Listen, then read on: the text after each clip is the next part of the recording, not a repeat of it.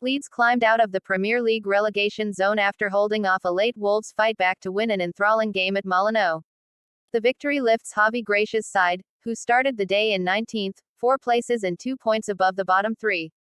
Jack Harrison, who scored in last weekend's 2-2 draw at home to Brighton, side-footed Wilfred Gnonto's cutback past Jose Sa to give the visitors an early lead after a bright start.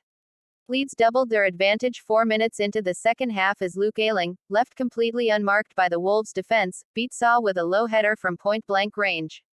More questionable defending from Johnny Gifted second-half substitute Rasmus Christensen a third, before the Wolves wing-back gave his team hope with a tremendous volleyed finish after Ilan Meslier had come rushing out of his goal to make a clearance.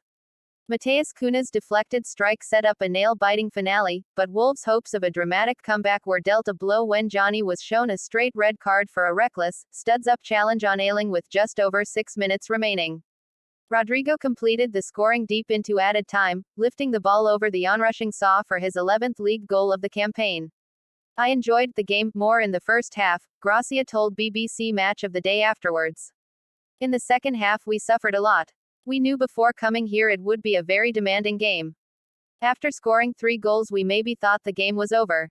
My players deserve their reward. To win here, they did many things well."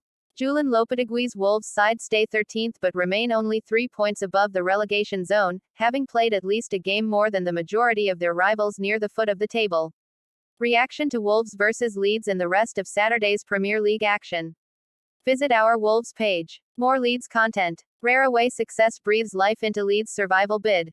Leeds have shown plenty of promise in their 2 home games under new manager Gracia but had lost both games away from Elland Road under the 52-year-old, at Fulham in the FA Cup and Chelsea in the league, prior to Saturday.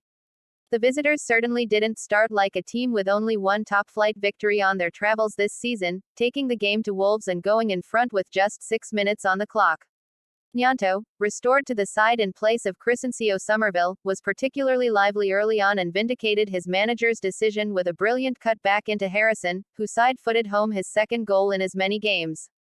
The visitors had their backs to the wall for the rest of the first half as Wolves applied heavy pressure, but a combination of smart goalkeeping, last-ditch defending and wasteful finishing ensured they went into halftime with their narrow lead intact. Second-half goals from Ayling, his first since scoring in Leeds' 3-2 win at Molineux on the 18th of March last year, and Christensen gave Leeds a seemingly comfortable platform for a rare away success, but Johnny's spectacular finish and Cunha's low effort, which took a heavy deflection off Maximilian Wober on its way in, offered Wolves an unlikely lifeline. Ayling was fortunate to escape serious injury when Johnny caught the Leeds skipper with a high challenge after a heavy touch, but the 31-year-old was back on his feet quickly to help the visitors see out the victory. Rodrigo's late effort was subject to a VAR review for an apparent foul by Marc Roca on Adama Traoré in the build-up, but after viewing the incident on his pitchside monitor, referee Michael Salisbury decided to award the goal.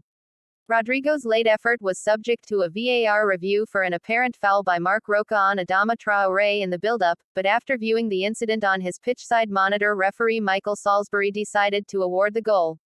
Wolves frustrated on eventful afternoon for Johnny. Wolves were adamant they should have been awarded a penal.